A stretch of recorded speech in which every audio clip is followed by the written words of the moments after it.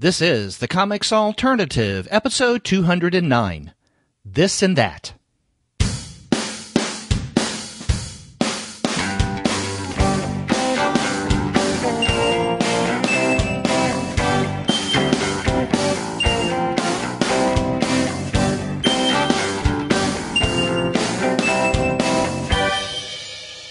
Hello and welcome to another episode of the Comics Alternative. I'm Derek. And I'm Shea. And we're two guys with PhDs, or working toward PhDs, talking about comics. And on this week's episode, I'm joined by my monthly manga co-host, Shea Hennum, and we're going to talk about general stuff regarding comics. But before we get to that fun conversation, we want to let all of you know that this episode of the Comics Alternative is brought to you by their great people at Discount Comic Book Service. Go to their website, dcbservice.com, for all of your comics pre-ordering needs. There, you're going to find all DC, Marvel, Image, and Dark Horse titles at 40% off of the cover price if you pre-order. For all of the other publishers, you'll find that those discounts will be between 20 and 35% off of the cover price, and every single month you're going to find some great specials.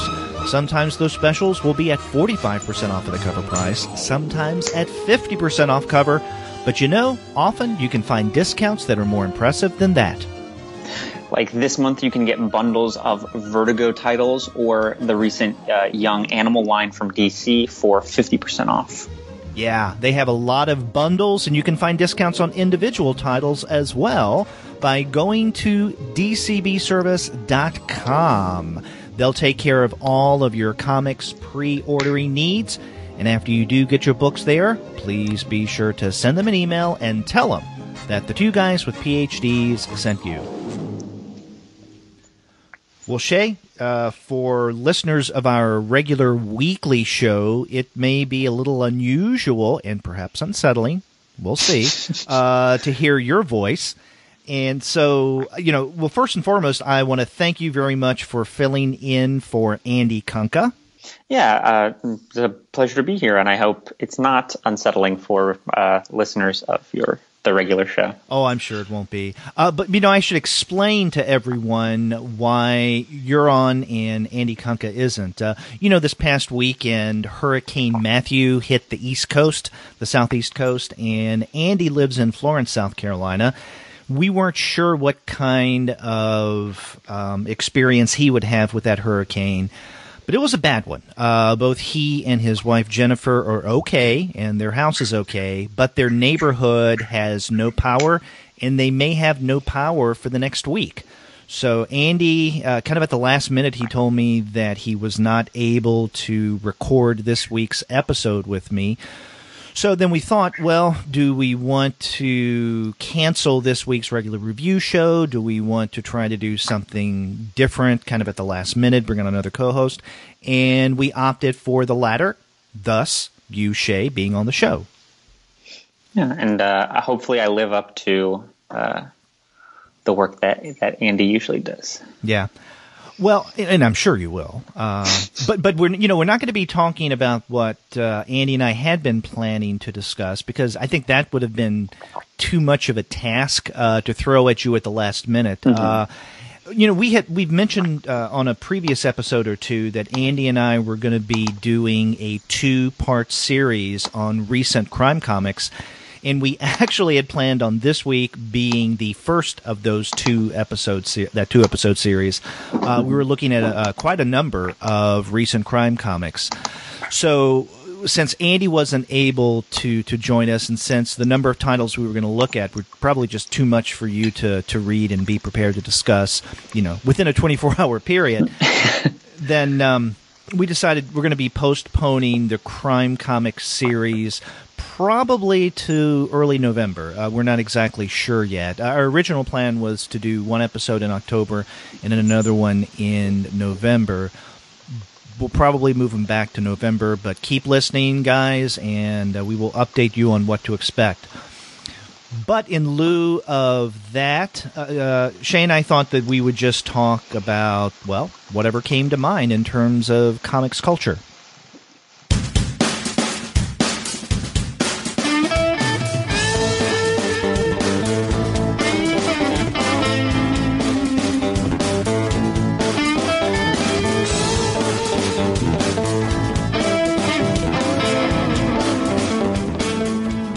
I know you mentioned wanting to talk about. There was a couple titles that you sent my way that you had kind of wanted to briefly mention, but I wasn't sure how we were going to talk about recent comics news, which I know you mentioned you wanted to talk about, because I've recently not done a very good job of keeping up with that stuff.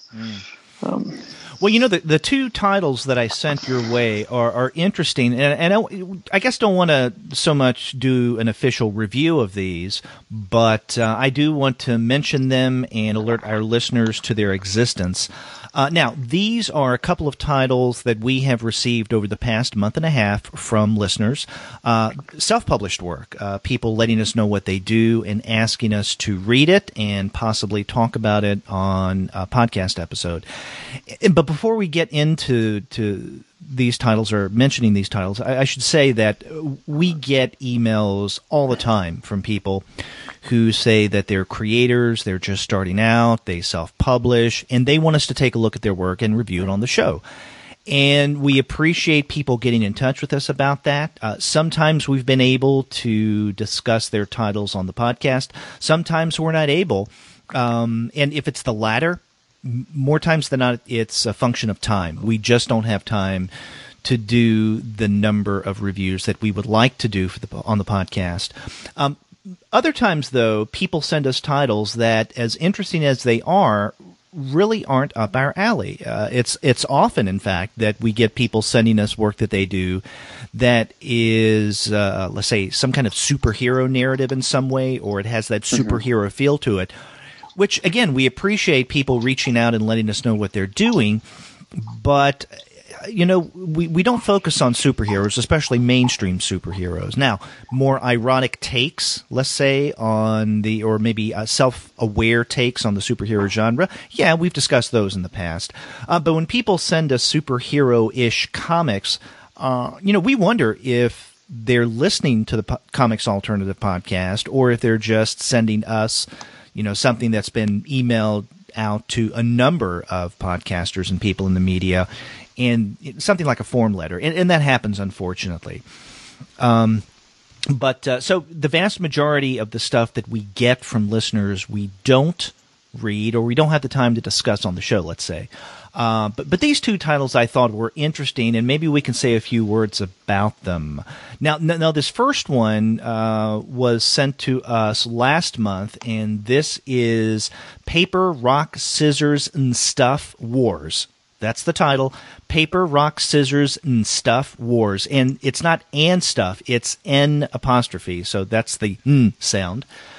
And this is the creation of Luanga Lu Nwame and George Leon. Now, Leon does the art, and Lu Nwame does the writing. And this is the first issue of a proposed miniseries.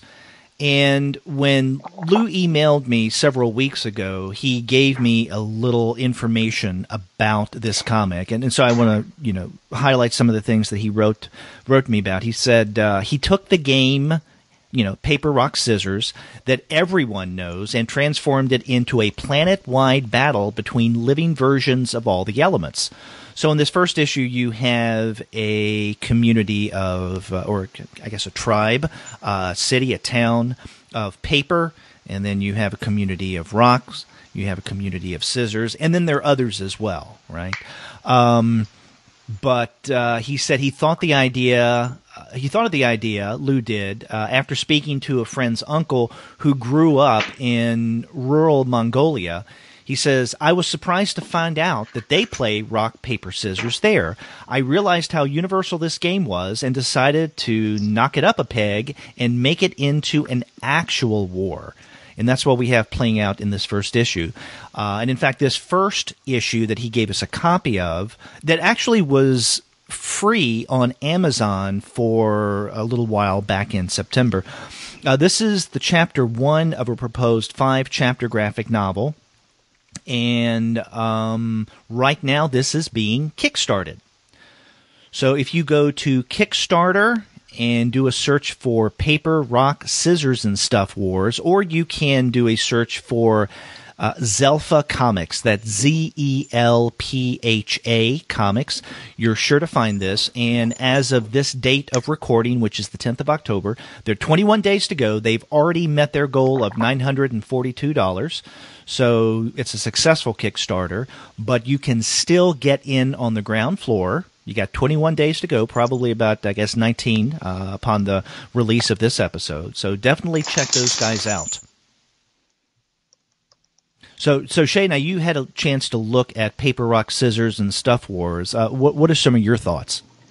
Yeah, I was able to read it last night and again earlier this morning. And since then, I have been anticipating that question and trying to think about how exactly I want to answer this, because I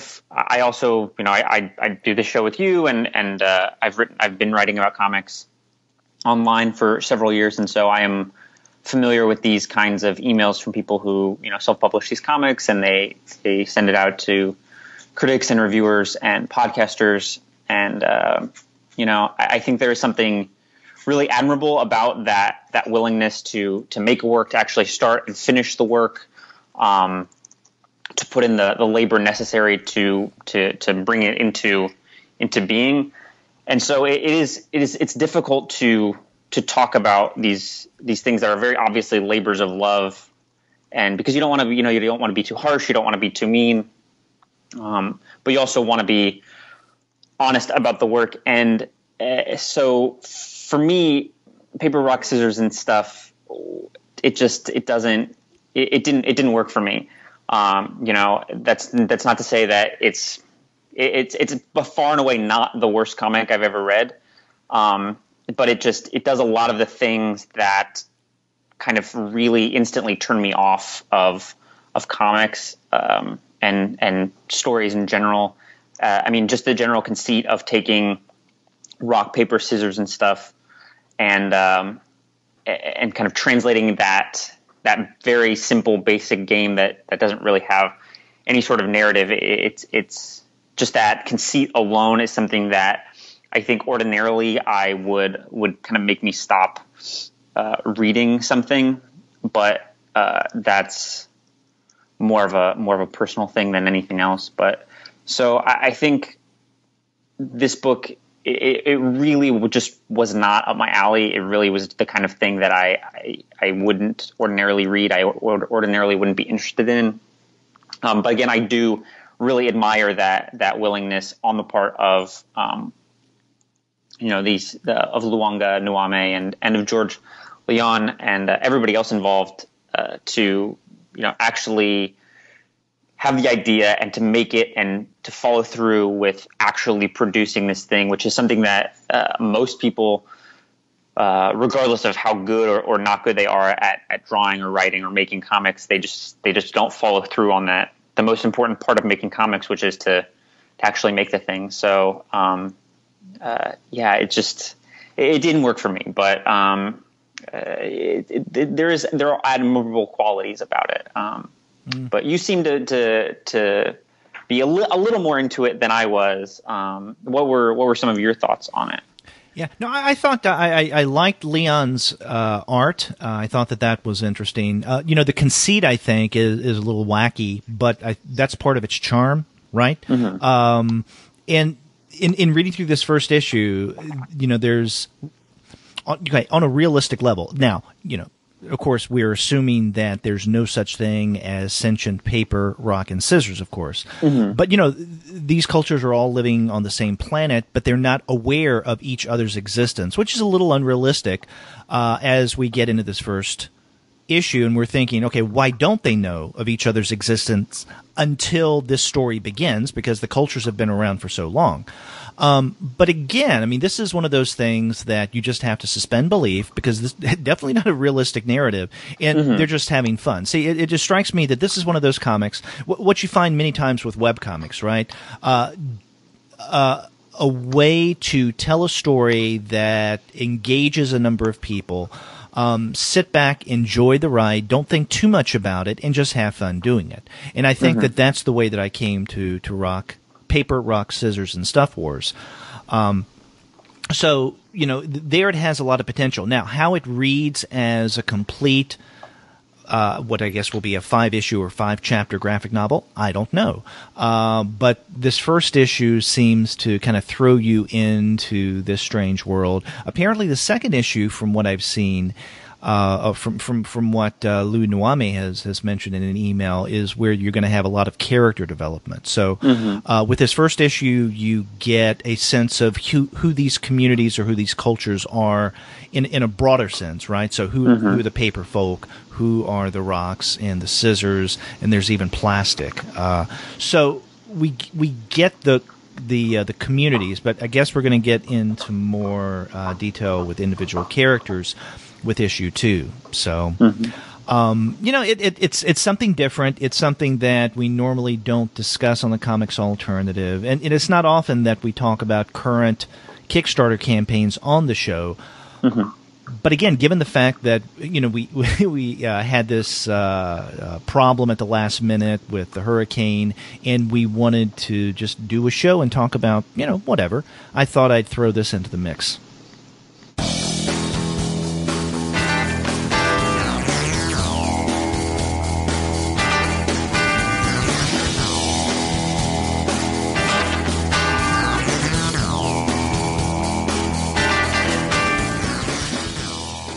I think one of the other books that we talked about, I actually was. I don't even know how to begin to describe how that book made me feel. Okay, well, before we discuss this, and this title is Esoteric Dialogue. Now, let me begin with this caveat. Okay, this is something else that was sent to us, I believe, in September. And Esoteric Dialogue is written by Scott Buffus with art by Matthew Salazar. Now, last week, Scott Buffus, and I'm not sure if you pronounce it Buffus or Bufus. It's Bufis. And if you're listening to this, Scott, I apologize if I'm mispronouncing the name. But he became a podcast patron of ours last week. But we had thought about discussing this topic or this title before he became a Patreon supporter, because he sent us the first 2 issues of Esoteric Dialogue, and like I said, about a little over a month ago. And we thought, okay, well, maybe we can work it into one of our episodes. And then he became a Kickstarter, a Patreon supporter, which is great. I mean, I think that it's wonderful that he is being a patron of ours in this way. And we mentioned on last week's episode that he's a new patron, and we even mentioned the title and the web address of Esoteric Dialogue. It's not because he's backing us on Patreon that we're discussing this, because we had planned on discussing this at some point anyhow. So I just wanted to mention that kind of as a setup. But Esoteric Dialogue, you can find out more about this by going to their website, which is Two Tone Comics, TWOTONECOMIX.com. And that's their, I guess, the publishing arm, right? Their self-publishing arm. And right now you can find information on the first 2 issues of Esoteric Dialogue. Now, you were about to say that you weren't exactly sure how to describe your reaction to this. Right. I was going to say that it kind of made me feel insane. At least this first issue did. Like you said, the series is called Esoteric Dialogue, and the first 2 issues that we have are the first one is almost entirely a kind of a self-contained story, and the second one is 2 unrelated stories that are unrelated to each other, but also to what we see in the first one. And this, we get the beginning of both issues, we get this kind of text that sets up this the series or the issue as a very kind of like a play on conspiracy theories and stuff like that. But the first one, which I think is actually really, really fantastically drawn, it really puts me in mind of like Crumb in certain spots, but also like Al Columbia. Although not as kind of gory or graphic. But I thought it was fantastically drawn, but it's also a book that it plays on these kind of like Jewish, like anti-Semitic Illuminati conspiracy theories, central banking conspiracy theories, reptile people conspiracy theories. And it's kind of the first thing we see is, I think, very clearly Alex Jones. But what really struck me about this is that I couldn't figure out if Bufus, if this was written by someone who actually believes these things or not, because it's like anyone listening who's like ever spent any time on YouTube watching some of these very bizarre videos that are crudely animated about how like central banks are secretly controlling the world, and how central banks are the reason we like went into Iraq, and how we're going to invade Iran or North Korea next because they have central banks that are actually controlled by their government. Anyone who's watched those knows exactly what I'm talking about. Those videos are just on a completely different plane of existence. And I think Bufus does a really excellent job of approximating the kind of sincerity with which those videos are delivered. And it really gives the impression that, this is like an earnest belief. And I don't know if it is or if it's not, but the book is really, I think, wonderfully enjoyable in that on that level, as something that is this kind of almost psychopathic artifact that just makes no sense whatsoever, but is weirdly entertaining and weirdly funny. If you've never seen one of those videos, it's really it's like a really difficult feeling to describe. But it does. I think it really gets really close to that genuine belief in these absurd things. I think this is the only time that the name Alex Jones has ever come up on the Comics Alternative. I'm surprised because he's a thrilling and frightening human being. Yeah. At least I don't think it's ever come up. But all that you mentioned in terms of that first issue of Esoteric Dialogue, I agree. And in fact, when Scott first emailed us, again, a little over a month ago, about Esoteric Dialogue, he described it this way, and I'm reading from his email. He says that each issue contains hand-drawn short stories. So this is not, created on a computer, the illustrations. Each issue contains hand-drawn short stories that take place in strange realities inspired by conspiracy theories, alternative history, and psychedelia. The first issue contains the story of 5 kids in the woods role-playing as the Illuminati and playing out their dark fantasies in a tabletop board game that reflects events in our own history. And, as you were saying, it's a little difficult in this first issue to determine where the tone is. In other words, what is the author's attitude toward the subject matter? Is Bufus making fun of some of these conspiracy theories, the kind of things that you had mentioned earlier, right, in these YouTube videos? Is there something in which he may be buying into to a certain degree? I mean, I didn't think that this was anything polemical. I guess I just wasn't sure where the author was in the way of, these kind of conspiracy theories. But that's okay. I think that pulling out of the narrative in that way, where we're not exactly sure what the author thinks about his subject matter, that's a fine narrative strategy. Now, I think had this second issue that we also have a copy of, had it continued this, let's say, Illuminati storyline, I may have wondered more if maybe this comic is a way for them to voice certain concerns that you may find on those YouTube videos or on an Alex Jones broadcast. But it's very different because you're right. And, whereas the first issue, is one long story that deals with this role-playing game, this Illuminati-esque game. The second issue is made up of, actually more than one story. In the first episode, or the first story in the second issue is called Space Snob Adventures. And it's kind of a strange romp, if we want to call it that, through space where some weird things happen. And there's no ultimate resolution. It's just kind of a fun story. And in this in many ways gets me back to what you were saying about that first issue of Esoteric Dialogue. It does remind me of some of the things that we would see, if not in maybe contemporary mini comics, but maybe underground comics from the 1970s, let's say. Mm-hmm.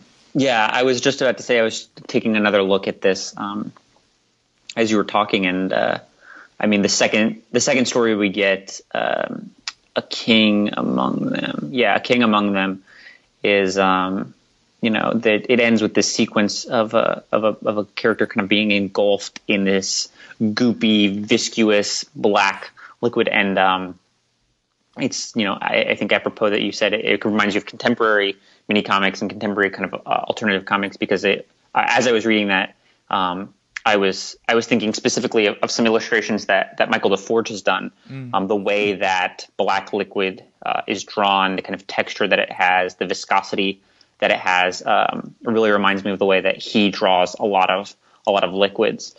So I totally agree that Salazar is kind of intentionally or not invoking both classic underground comics, but also his contemporaries. Yeah, it's funny. I had not thought of it with the story A King Among Them, which to me is the highlight of issue number 2. I didn't think of this in terms of Michael DeForge, but there's certain panels, there's certain illustrations that have that DeForge-esque feel to it. Although I think most of the story, in terms of the highly detailed line work of most of the realistic aspect of this strip, is definitely not what you would find in the work of Michael DeForge. But I do enjoy the art that we get from Matthew Salazar, and the stories from Bufus are definitely strange and offbeat. And I think it's something worth checking out. Both of these comics that we've discussed are worth checking out.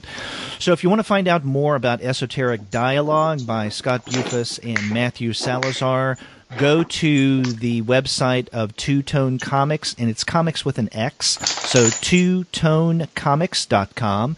And for more info on Paper, Rock, Scissors, and Stuff Wars by Lou Nuame and George Leon, go to zelphacomics.com. That's ZELPHA comics.com.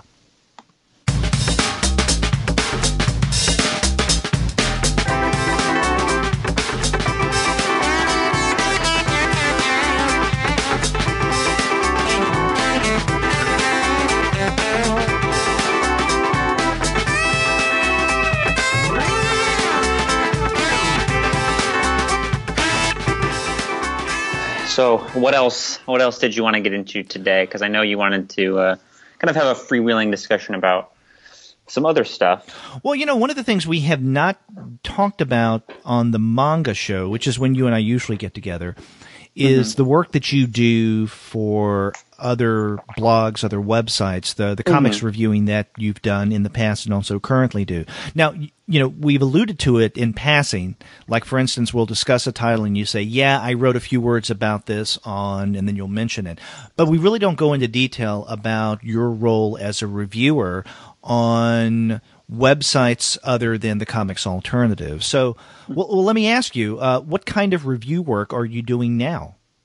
Most of the review work I do is primarily at the AV Club at this point. So the Onion AV Club, they do me and Tim O'Neill and Oliver Sava and Caitlin Roseberg. Every Tuesday we each do like a small 500 word or so capsule review of a book, and it all goes up as the comics panel feature. And so that I do regularly. I've got something on something every week, and I think at this point that's really the only reviewing that I'm doing. But I do write features and conduct interviews with people for Paste Magazine, and I think a couple months ago at this point I wrote about a brief history of erotic comics and sex comics for the establishment. And I just did a interview with Anya Davidson for Band for Life that she is coming out I think this week through Fantagraphics for Paste Magazine, so that should be up soon. But for reviews, anyone listening can check out short reviews I do. And the other people, Oliver and Tim and Caitlin, they are also doing good work there that I continue to enjoy to read. And then at the AV Club, we also do a back issues feature, which is typically Oliver, Caitlin, myself, and a friend of mine, J.A. Michelin, where we'll do it ends up being about 2,000 words, where we'll do like 500 word back and forths about a book. The next one we have coming up is Peter Milligan and Mike Allred's run on X Factor, and then the last one we did was on the first volume of Akira.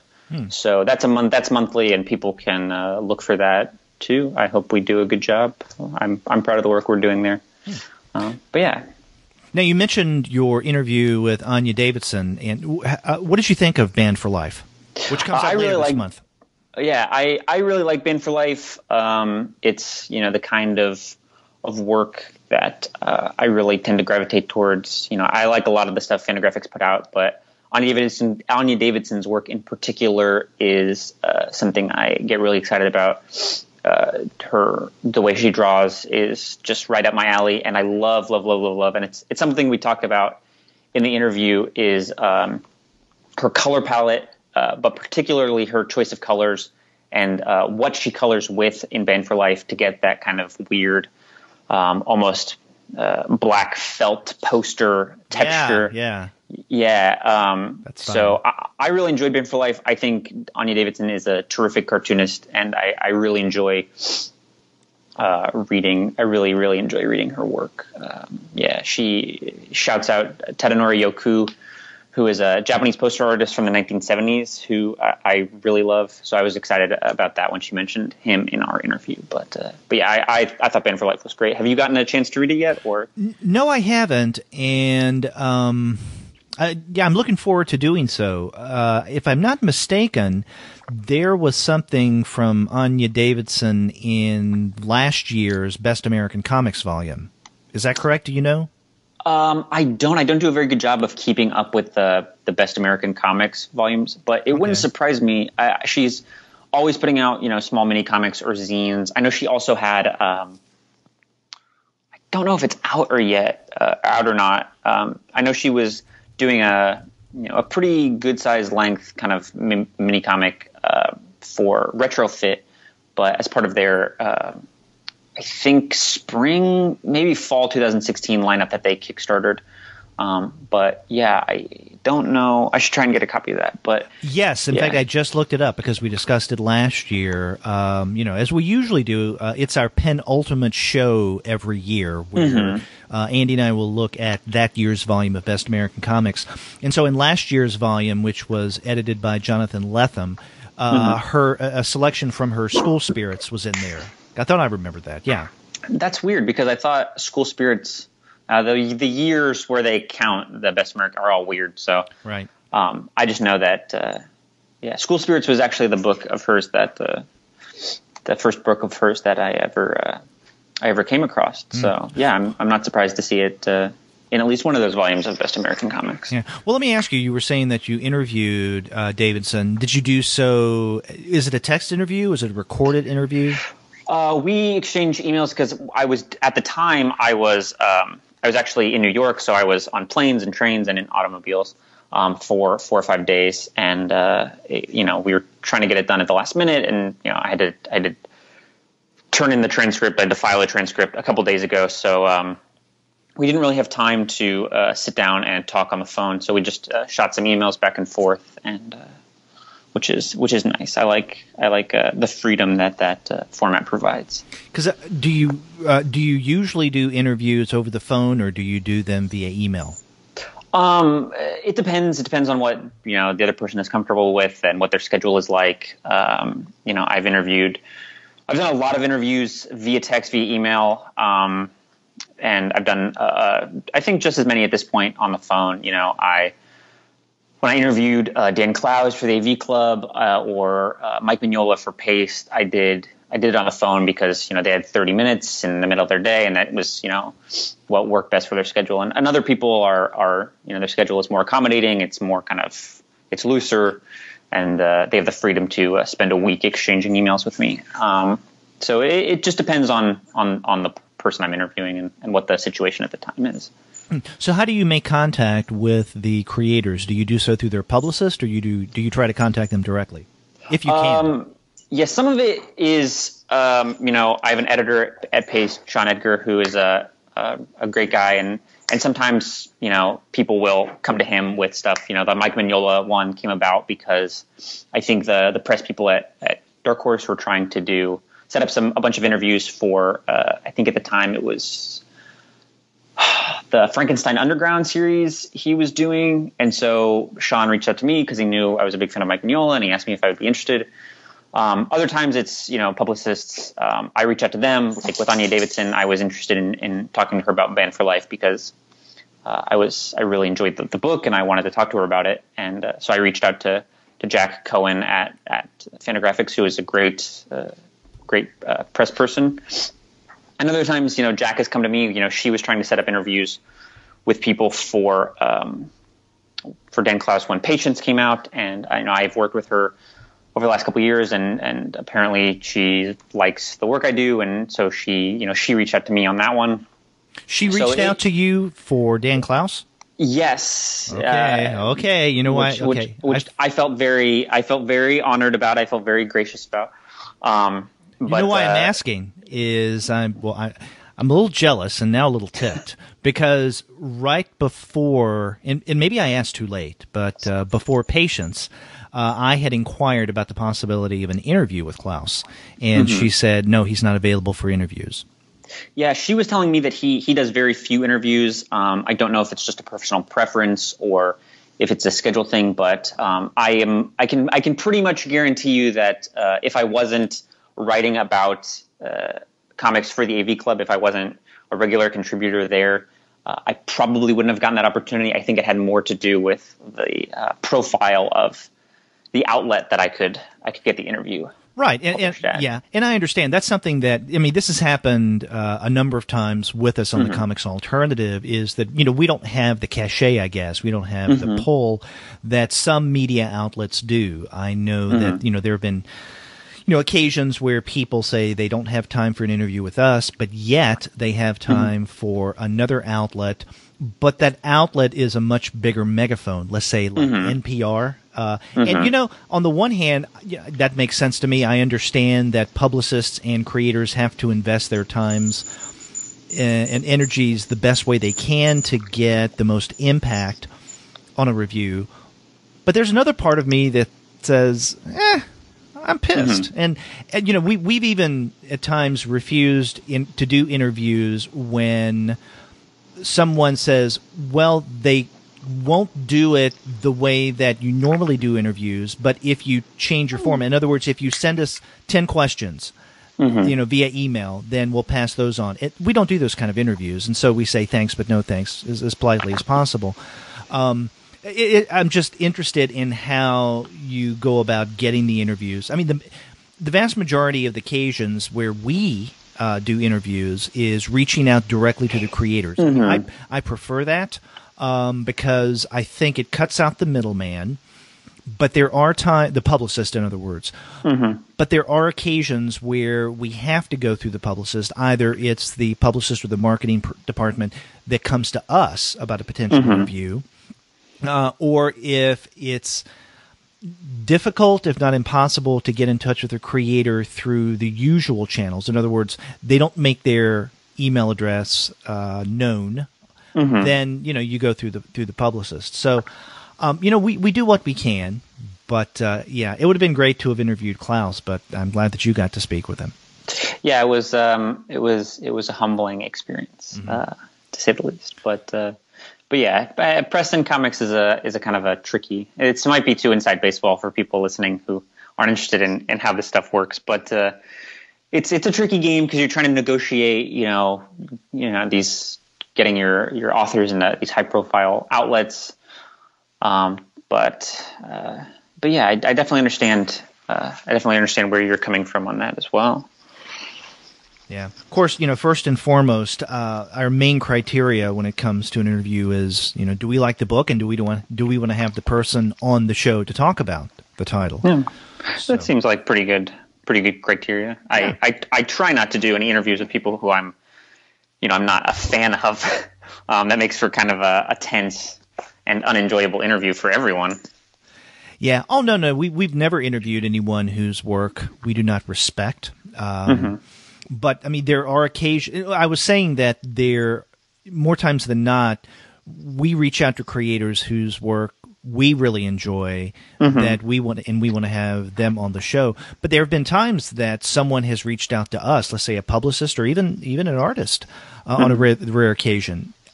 And we didn't know who they were before. They sent us some of their stuff. And we liked it, and we said, yeah, sure. And in fact, a great example of this was several years ago. Isabel Greenberg. Do you know her work? No, I'm not familiar with her work. Okay, she had a book. Well, what did this came out in 2013? It was the very end of 2013. From Little Brown and Company, called The Encyclopedia of Early Earth. And this was, I think it was Isabel's first book, because she'd done comics before, but I think this is her first book, definitely the first book with a larger trade publisher. And so when the publicist in December contacted, maybe it was November, that they contacted us to see if we wanted to either review the book or to have Isabel on the show, Andy and I didn't know who she was, and so we got copies of the Encyclopedia of Early Earth. We both loved it, and I think the Encyclopedia of Early Earth was even one of Andy's top 10 comics of 2013, because we do that year-end episode where we talk about our favorite 10 releases of the year. So, that was a great surprise. We didn't know it existed. Someone reached out to us, and we were bowled over.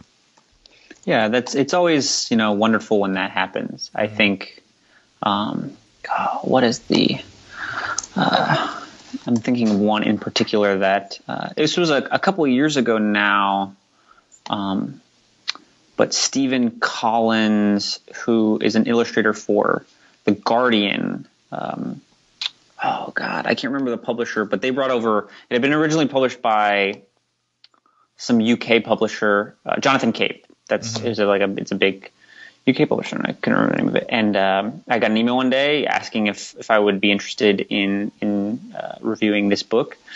I'd never heard of it. I wasn't familiar with Collins, and I said, sure, I could always use some more comics. And it ended up being one of my favorite comics of that year too.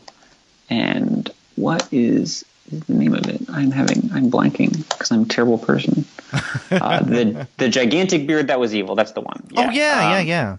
Yeah, I ended up really enjoying that. So it's always nice when a publicist is keeping their ear to the ground of people writing about comics, people talking about comics, and they reach out to introduce you to a book that you might not have discovered otherwise. It's one of the joys of talking about comics in public. Yeah. And, another occasion where this happened to us, or at least it happened to me because Andy couldn't be a part of this interview, was a little more than a year ago. Someone at Avery Hill, who is it's a UK publisher that I'd never heard of before getting this email, contacted us at the Comics Alternative to ask if we may be interested in reviewing or interviewing for our podcast someone by the name of Tilly Walden.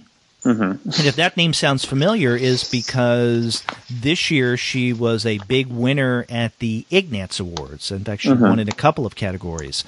So, but this was her first book, and The End of Summer had not even been released yet. So they sent me a review copy of The End of Summer. I really enjoyed that and had a great time talking with Tilly on the show. And in fact, her interview on the Comics Alternative was the very first interview that she did as, I guess, a professional artist.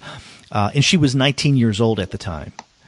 So, as someone who was old enough to be her father, I felt a little strange doing that interview, but it was a lot of fun. And now here we are a little over a year later, and she has wide name recognition, especially when it comes to small press comics.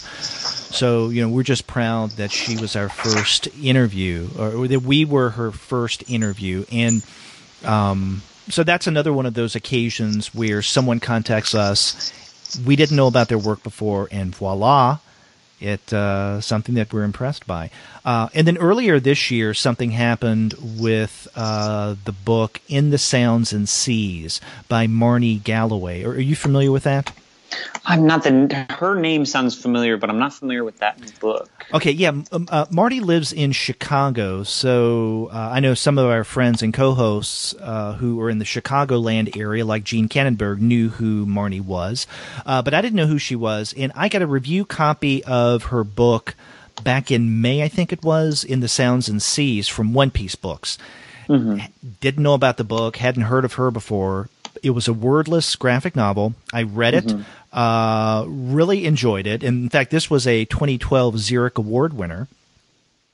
Yeah, I'm looking at pictures of it right now, and it looks fantastic. Right. And so I got in touch with Marty and said, do you want to be on the Comics Alternative? And then the rest is interview history. Yeah, I should try and check out that interview and the Tilly Walden interview, because Tilly Walden is I think, a fantastic cartoonist, and Marnie Galloway looks like a fantastic cartoonist as well. Mm-hmm.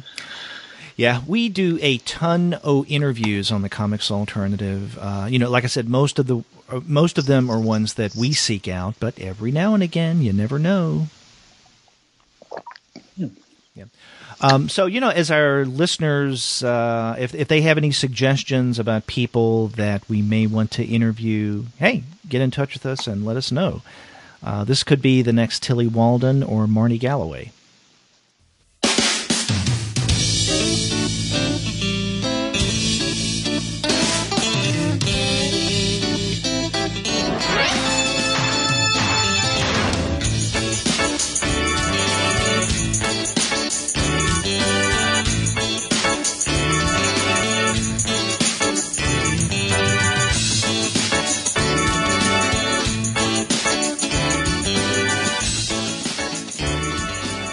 So, what are you reading right now, Shea?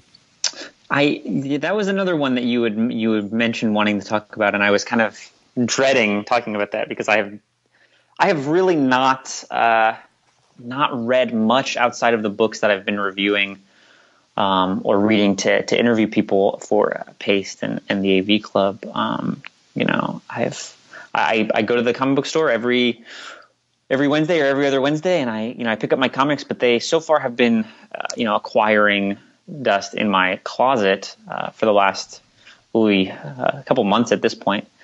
So I'm really excited to, not that this is kind of the kind of things that you usually talk about on the show, but I'm excited to get into Ta-Nehisi Coates' run on the Black Panther. I've been buying that, and I got an opportunity to read the first issue before it came out, and I enjoyed it quite a bit. I thought it was, had some of the hallmarks of a lot of prose writers who make the transition into comics, but I thought there was enough there to really compel me to continue to read the rest of his run, and I've obviously continued to buy it.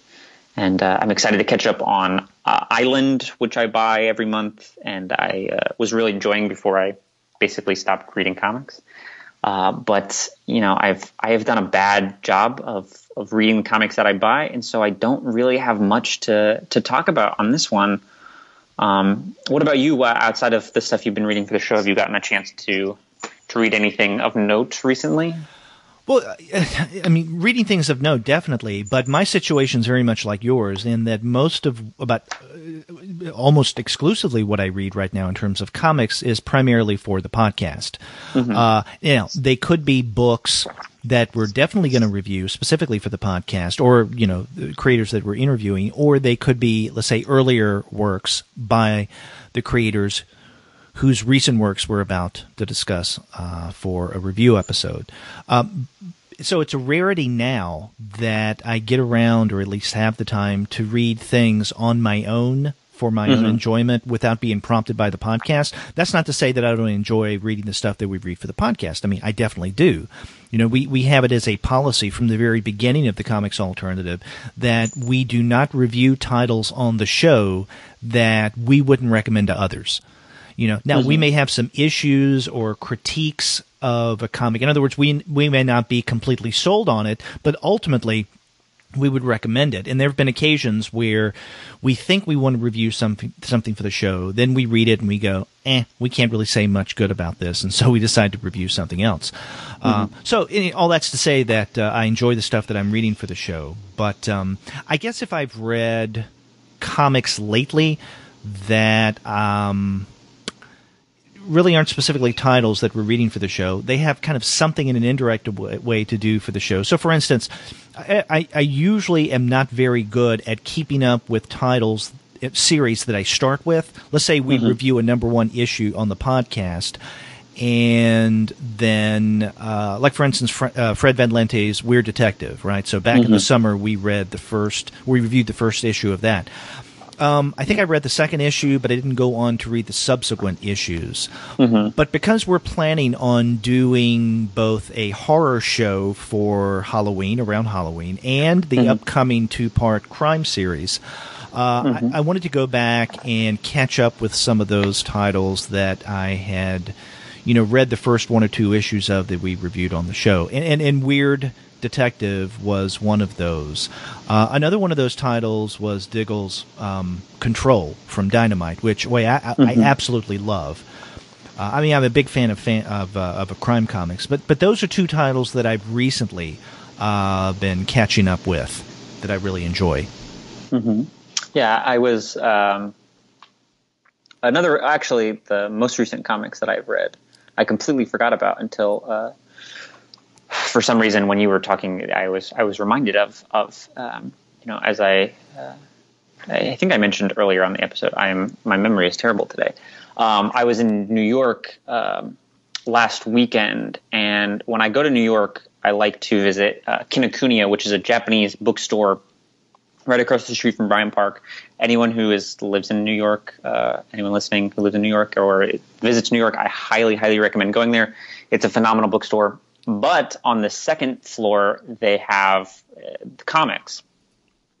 And it's a really fantastically well-stocked comic book store. But they also have about half the store is devoted to untranslated manga.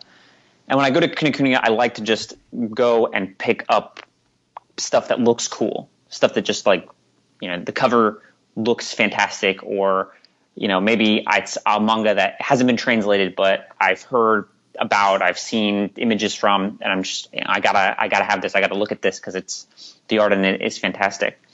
So last time I was there, I picked up an untranslated Akira Toriyama manga and an untranslated Taya Matsumoto manga. And this time again, I picked up another Matsumoto book that it's the second volume of this series. I don't know what the series is because I can't read Japanese. I've never seen it before. I don't think it's ever been translated into English. And that's fantastic. And I also picked up the 12th volume of some manga that is about mystical obstetricians. It's a very weird, it's a very weird comic, but it's beautiful looking. And those are the 2 comics. Obstetricians. It's like a weird take on Doctor Strange. Yeah, I was looking at I was just kind of going down the aisles and it caught my eye, and I was like, oh, this looks really fantastic. I should get this. And I looked at I can't read the Japanese title, but under the Japanese title is some English text that says something like, I've actually got it right here. Let me read to you what it says, because it's very strange. It says, childbirth is not a disease, but we don't know what may happen. Therefore, we need an obstetrician.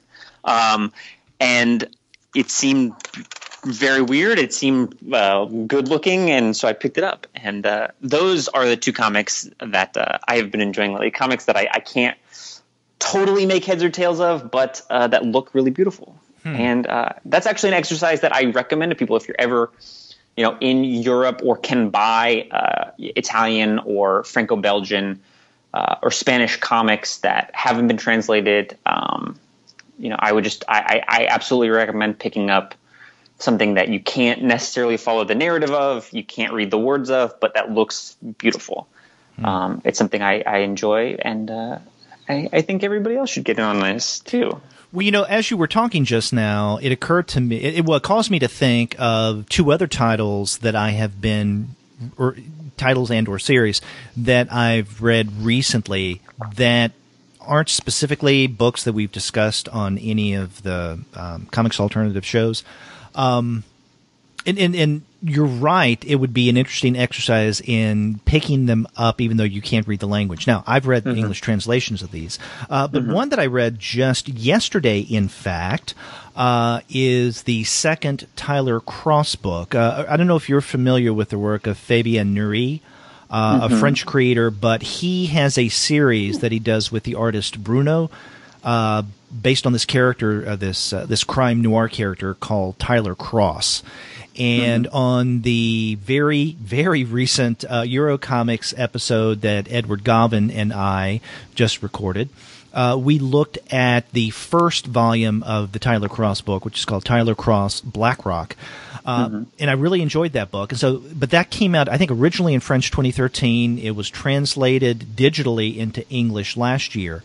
But that got me thinking and interested in the second Tyler Cross book, which is called Angola, in which was published in English from Europe Comics as the publisher this year. And so yesterday I read Tyler Cross Angola and really enjoyed it. So that's something that I'd highly recommend. And then something else that I've been keeping up with, and this is interesting because it's manga, and you and I have not discussed this on any of the manga episodes. I've been keeping up as best as I can with Sui Ishida's Tokyo Ghoul. And I just recently, last week in fact, from DCB Service, got Volume 8 of Tokyo Ghoul. So I need to read that. I've read 7. And I better read 8 sooner rather than later, because I think next week Volume number 9 of Tokyo Ghoul comes out. Yeah, I know that's one that you'd mentioned wanting to talk about on the manga episode, but I haven't gotten a chance to read that. But it looks really fantastic. It looks really good. Yeah, well, and I think it would be fun for us to talk about it. But okay, you and I already have mapped out what we're going to be doing on the manga show, I think, for the rest of this year. So by the time we get into 2017, Tokyo Ghoul will probably be up to maybe Volume 10, and at that point, it's like a lot for you to catch up on.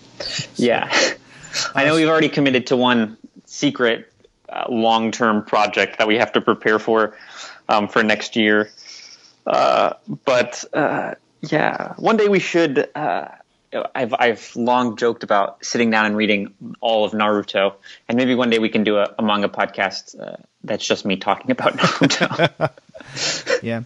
Well, before we close out this week's regular review show, let's tease a bit what you and I are going to be discussing later this month with the October manga series. And you and I have decided to look at not just 2, but several manga horror titles. That's right. And one we mentioned in the last manga episode, but I am still excited about the fact that I finally have an excuse to go out and buy a copy of and read Hell Baby. I'm very, very excited to read Hell Baby. And then we're going to cover Junji Ito, which we've talked about on the show before, but he is, I think a favorite of ours. And another series whose name I am having trouble recalling at the moment. Well, there's a new series coming out from Kodansha, and I can't remember, Black Museum. Black Museum. That's right. Now, I'm assuming that we'll discuss this because Kodansha Publicity said that they would send us copies. We haven't seen it yet, but from the description, it's perfect for Halloween, the emphasis on horror. So we'll probably, if we can get a copy in time, look at that. But there are a variety of other titles that we have discussed the possibility of including in that episode. But we'll see. Just know that the October manga show is going to be jam-packed, and it is going to be horrific. Yeah, I'm I'm looking forward to it. I always like getting a chance to read horror manga. Yeah, I do as well.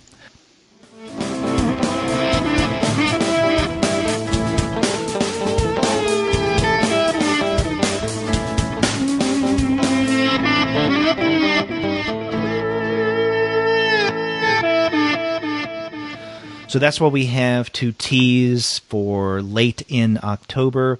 But we hope that you have enjoyed our makeshift episode for this week. Again, thank you, Shea, for stepping in when Kunkka couldn't.